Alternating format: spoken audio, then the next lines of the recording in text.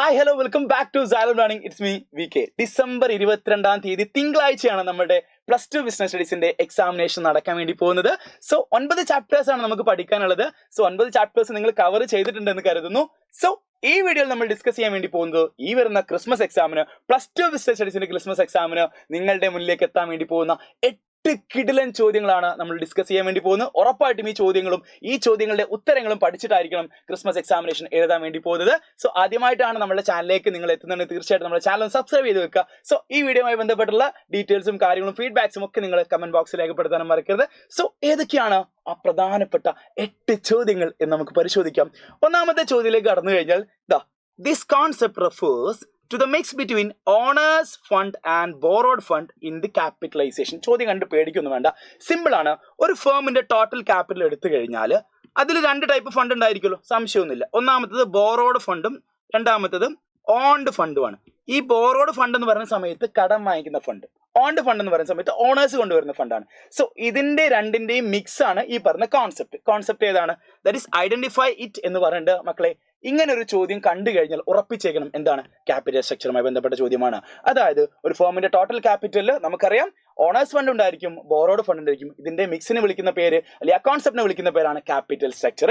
So capital സ്ട്രക്ചറുമായി ബന്ധപ്പെട്ട ചോദ്യം 8 മാർക്കിന്റെ essay ക്വസ്റ്റൻ ആയിട്ട് വരാൻ സാധ്യതയുണ്ട്.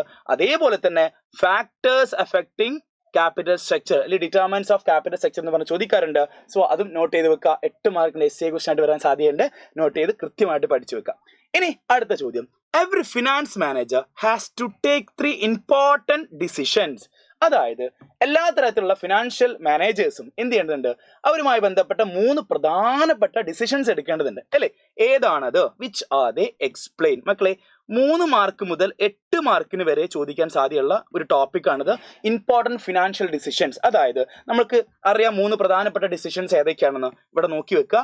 Investment decision, financing decision, dividend decision. ഈ ചോദ്യങ്ങൾ കൺഫേം ആണ്, 100% കൺഫേം ആണ്. ഇതുമായി ബന്ധപ്പെട്ട ഒരു ചോദ്യം നിങ്ങൾക്ക് ഉറപ്പായിട്ടും ഉണ്ടാവും. സോ കൃത്യമായിട്ട് പഠിച്ചു വെക്കുക.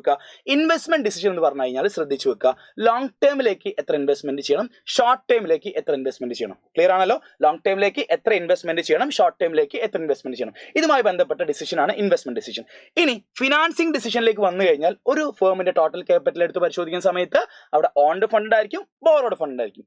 അപ്പം ഒരു ഫേമിന്റെ ടോട്ടൽ ക്യാപിറ്റലിൽ ബോറോഡ് ഫണ്ട് എത്ര യൂസ് ചെയ്യണം, ഓൺഡ് ഫണ്ട് എത്ര യൂസ് ചെയ്യണം, ഇത് സംബന്ധിക്കുന്ന ഡിസിഷനാണ് ഫിനാൻഷ്യൽ ഡിസിഷൻ എന്ന് പറഞ്ഞു കഴിഞ്ഞാൽ. ഇനി ഡിവിഡൻഡ് ഡിസിഷൻ. സപ്പോസ് ഒരു ഫേമിന് പ്രോഫിറ്റ് ഉണ്ടായി, എന്തുണ്ടായി? പ്രോഫിറ്റ്, ലാഭം ഉണ്ടായി കഴിഞ്ഞാൽ അതിന്റെ ഒരു ചെറിയൊരു വിഹിതം ആർക്ക് കൊടുക്കണം? ഇൻവെസ്റ്റേഴ്സിന്, ഷെയർ ഹോൾഡേഴ്സിന് കൊടുക്കണം. ആ ഷെയർ ഹോൾഡേഴ്സിന് എത്രയാണ് ഡിവിഡൻഡ് ആയിട്ട് ഡിസ്ട്രിബ്യൂട്ട് ചെയ്യേണ്ടത്, അല്ലെങ്കിൽ ബാക്കി എത്രയാണ് റീറ്റേൺഡ് ഏർണിങ്സ് ആയിട്ട് മാറ്റി വെക്കേണ്ടത്, ഇത് സംബന്ധിക്കുന്ന ഡിസിഷനെയാണ് ഡിവിഡൻഡ് ഡിസിഷൻ എന്ന് പറയാം. അപ്പൊ ക്ലിയർ ആണ്, സിമ്പിൾ ആണ്. 3 മാർക്ക് മുതൽ 8 മാർക്ക് വരെ നോട്ട് ചെയ്ത് വെച്ചോളാം. അതേപോലെ തന്നെ ഓരോ ഡിസിഷന്റെയും ഫാക്ടേഴ്സ് നോട്ട് ചെയ്ത് വെച്ചോളാം, ചോദിക്കാൻ സാധ്യതയുണ്ട്. അടിപൊളി ക്വസ്റ്റൻ ആണ്. ഇനി അടുത്ത ചോദ്യം, വിച്ച് ആർ ഇൻസെന്റീവ്സ്. ഏതൊക്കെയാണ് ഇൻസെന്റീവ്സ് അല്ലെങ്കിൽ ഇൻസെന്റീവ് എന്ന് പറഞ്ഞാൽ എന്താണ്? Explain the types of incentives used to motivate employees. എംപ്ലോയീസിനെ മോട്ടിവേറ്റ് ആക്കാൻ വേണ്ടി യൂസ് ചെയ്യുന്ന ഇൻസെന്റീവ് ഏതൊക്കെയാണെന്നാണ് ചോദ്യം. മക്കളെ, നമ്മൾ 7ാമത്തെ ചാപ്റ്റർ ആയിട്ട് ഡയറക്റ്റ് എന്ന ചാപ്റ്ററിൽ വളരെ പ്രധാനപ്പെട്ട ഒരു എലമെന്റ് ആണ് എന്ത്, മോട്ടിവേഷൻ എന്ന് പറഞ്ഞു കഴിഞ്ഞാൽ അല്ലേ? അപ്പൊ എംപ്ലോയീസ് മോട്ടിവേറ്റഡ് ആണെങ്കിൽ, വർക്കേഴ്സ് മോട്ടിവേറ്റഡ് ആണെങ്കിൽ കൊടുക്കുന്ന മെഷേഴ്സിനെയാണ് നമ്മൾ എന്ത് വിളിക്കുന്നത്, ഈ പറയുന്ന ഇൻസെന്റീവ് എന്ന് വിളിക്കുന്നത്. അപ്പൊ 2 തരത്തിലുള്ള ഇൻസെന്റീവ് ആണ് നമുക്ക് അവൈലബിൾ ആയിട്ടുള്ളത്.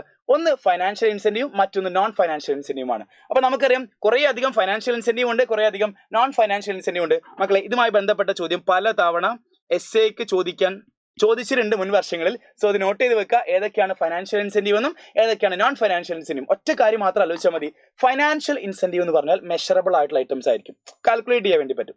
ഇനി നോൺ ഫൈനാൻഷ്യലിലേക്ക് കടന്നു കഴിഞ്ഞാൽ ഒരിക്കലും നമുക്ക് മെഷർ ചെയ്യാൻ വേണ്ടി പറ്റില്ല. ഫോർ എക്സാമ്പിൾ, ഒരു സ്റ്റേറ്റസ് എടുക്കുക, ഓർഗനൈസേഷണൽ ക്ലൈമറ്റ് എടുക്കുക, നമുക്കത് ഇത്രയാണെന്ന് പറഞ്ഞ് കാണിക്കാനോ മെഷർ ചെയ്യാനോ പറ്റില്ല. സോ അതാണ് പ്രധാനപ്പെട്ട വ്യത്യാസം. സോ ഒരു 4 എണ്ണം വെച്ച് പഠിച്ചേക്ക് 8 മാർക്ക് ചോദിച്ചു കഴിഞ്ഞാൽ എഴുതേണ്ടി വരും. സോ അടിപൊളി ചോദ്യമാണ്, പഠിച്ചു വെച്ച് ഉറപ്പായിട്ടും വരും. ഇനി അടുത്തത്, ഡിഫൈൻ കമ്മ്യൂണിക്കേഷൻ നെറ്റ്വർക്ക്സ്.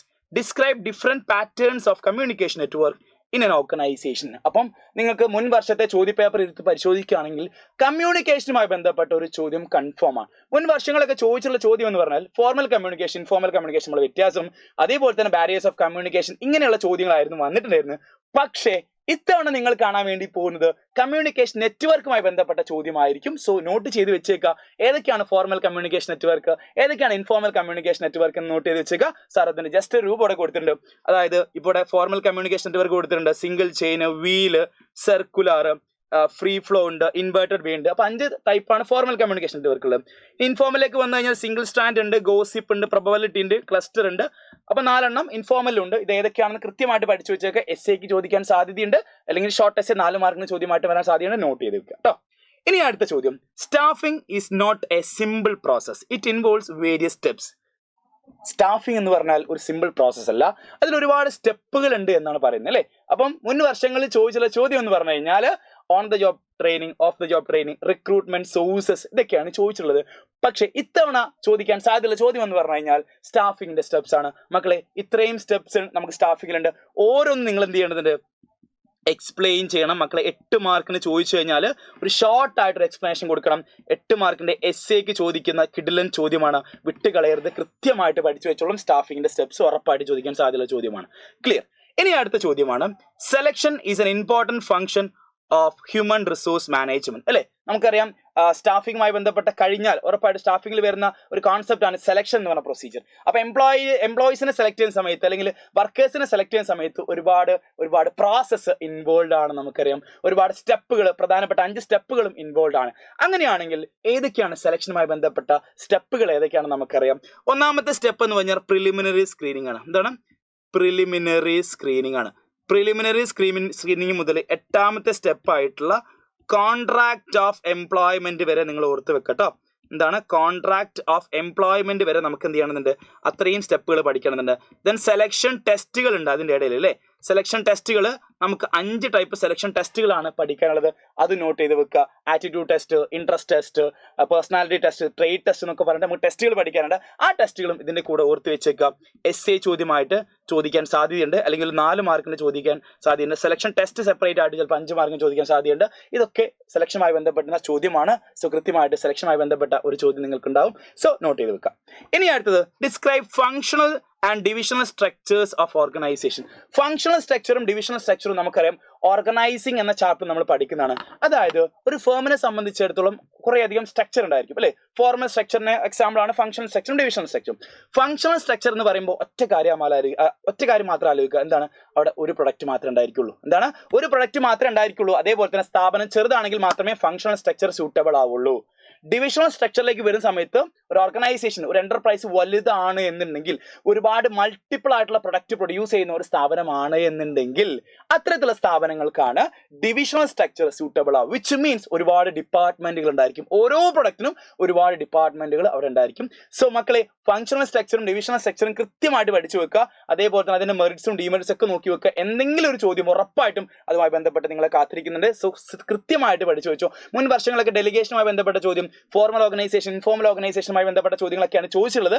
ഇത്തവണ ഈ ഒരു ഡിവിഷണൽ സ്ട്രക്ചറും ഫങ്ഷണൽ സ്ട്രക്ചറുമായി ബന്ധപ്പെട്ട ചോദ്യമായിരിക്കും നിങ്ങളുടെ മുന്നിലേക്ക് ഉണ്ടായിരിക്കുക. സോ നോട്ട് ചെയ്ത് വെക്കുക. ഇനി അടുത്തത്, describe the various steps in the process of planning അല്ലെ. മുൻ വർഷങ്ങൾ എടുത്ത് പരിശോധിക്കുന്ന സമയത്ത് പ്ലാനിങ്ങും കൺട്രോളിംഗ് തമ്മിലുള്ള റിലേഷൻഷിപ്പ്, അതേപോലെ തന്നെ പ്ലാനിങ്ങിൽ ലിമിറ്റേഷൻസ് ഒക്കെയാണ് ചോദിച്ചത്. പിന്നെ കൺട്രോളിംഗ് എന്ന ചാപ്റ്ററിൽ കൺട്രോളിങ്ങിന്റെ പ്രോസസ് സ്ഥിരമായിട്ട് ചോദിക്കുന്ന ചോദ്യമാണ്. അത് ഇത്തവണ ചിലപ്പം ഉണ്ടാവാൻ സാധ്യതയില്ല. അതുകൊണ്ട് ഇത്തവണ പ്ലാനിങ്ങിന്റെ സ്റ്റെപ്സ് ആയിരിക്കും ചോദിക്കാൻ സാധ്യതയുള്ളത്. അത് നോട്ട് ചെയ്ത് വെച്ചേക്കാം. നമുക്കറിയാം പ്ലാനിങ് എന്ന് പറയുന്ന സമയത്ത് ആദ്യം നമ്മൾ സെറ്റിംഗ് ഒബ്ജക്റ്റീവ്സ് ആണ് വരുന്നത് അല്ലെ. എന്താണ് സെറ്റിംഗ് ഒബ്ജക്റ്റീവ്സ് മുതൽ ഫോളോ അപ്പ് ആക്ഷൻ വരെ അല്ലെ. ഒരുപാട് സ്റ്റെപ്സ് അതിന്റെ ഇടയിലുണ്ട്. ലാസ്റ്റ് സ്റ്റെപ്പ് എന്ന് പറഞ്ഞാൽ ഫോളോ അപ്പ് ആക്ഷൻ ആണ്. അപ്പോൾ ഇത് കൃത്യമായിട്ട് പഠിച്ചു വെക്കുക. 7 സ്റ്റെപ്പുകളാണ് നമുക്ക് പ്ലാനിങ്ങിന്റെ പ്രോസസ്സിൽ ഉണ്ടാവുന്നത്. സോ അത് ഏതൊക്കെയാണെന്ന് കൃത്യമായി നോട്ട് ചെയ്ത് വെക്കുക. സോ ഇത്രയും ചോദ്യങ്ങളാണ് നമുക്ക് 8 ചോദ്യങ്ങൾ, വളരെ പ്രധാനപ്പെട്ട 8 ചോദ്യങ്ങൾ എന്ന് പറഞ്ഞാൽ ഈ ചോദ്യങ്ങൾ പഠിക്കാതെ നിങ്ങൾ ക്രിസ്മസ് എക്സാമിന് പോകരുത്. അത്രയും ഇമ്പോർട്ടന്റ് ആയിട്ടുള്ള ചോദ്യങ്ങളാണ്. സോ എല്ലാവർക്കും ഒരു കൺഫ്യൂഷൻ ഉണ്ടായിരിക്കും, സർ ഇത് മാത്രം പഠിച്ചാൽ മതിയോ, നല്ല കൺഫ്യൂഷൻ ഉണ്ടായിരിക്കും. അപ്പോൾ മാക്സിമം നിങ്ങൾക്ക് പറ്റാവുന്ന രീതിയിലുള്ള ചോദ്യങ്ങളൊക്കെ കവർ ചെയ്യാൻ വേണ്ടി ശ്രദ്ധിക്കുക. ഈ 8 ചോദ്യങ്ങൾ കുറച്ചും കൂടി നിങ്ങൾ പ്രയോറിറ്റൈസ് ചെയ്യുക. വിച്ച് മീൻസ് ചോദിക്കാൻ ഏറ്റവും ഇമ്പോർട്ടന്റ് ആയിട്ടുള്ള ഒരു 8 ചോദ്യമുണ്ട്. അതിന് 5 നമുക്ക് എന്തായാലും ചോദിക്കാൻ സാധ്യതയുണ്ട്. സോ അതുകൊണ്ട് തന്നെ നിങ്ങൾ എന്ത് ചെയ്യുക, മാക്സിമം ചോദ്യങ്ങൾ കവർ ചെയ്യുക. ഈ ചോദ്യങ്ങൾ കൂടാതെ മാക്സിമം ചോദ്യങ്ങൾ നിങ്ങൾ കവർ ചെയ്യാൻ വേണ്ടി ശ്രദ്ധിക്കുക. അതോടൊപ്പം തന്നെ ബാക്കിയുള്ള കാര്യങ്ങൾ നമ്മൾ അപ്ലോഡ് ചെയ്യുന്ന വീഡിയോസും ഷോർട്സും അതേപോലെ തന്നെ ഞങ്ങളെ ലൈവ് ക്ലാസ്സിലൊക്കെ നിങ്ങളുടെ വിലയേറിയിട്ടുള്ള സാന്നിധ്യം ഉണ്ടാവണം. അടിപൊളിയായിട്ട് നമ്മൾ എല്ലാ ചാപ്റ്റേഴ്സും ഇനിയുള്ള ദിവസങ്ങളിൽ, അതായത് ഇന്ന് ലൈവ് ഉണ്ട്, അതേപോലെ തന്നെ നാളെ നമ്മൾ മെഗാ മാരത്തോണും ഉണ്ട്. സോ അതിലൊക്കെ അടിപൊളിയായിട്ട് നിങ്ങൾ പാർട്ടിസിപ്പേറ്റ് ചെയ്യുക. എല്ലാ ചാപ്റ്റേഴ്സിലും പ്രധാനപ്പെട്ട ചോദ്യങ്ങളും കാര്യങ്ങളും എല്ലാം നമ്മൾ ഡിസ്കസ് ചെയ്യും. സോ എല്ലാവർക്കും എക്സാമിന് നല്ല മാർക്ക് കിട്ടട്ടെ എന്ന് ആത്മാർത്ഥമായിട്ട് ആശംസിക്കുന്നു. Wish you all the best. See you then. By.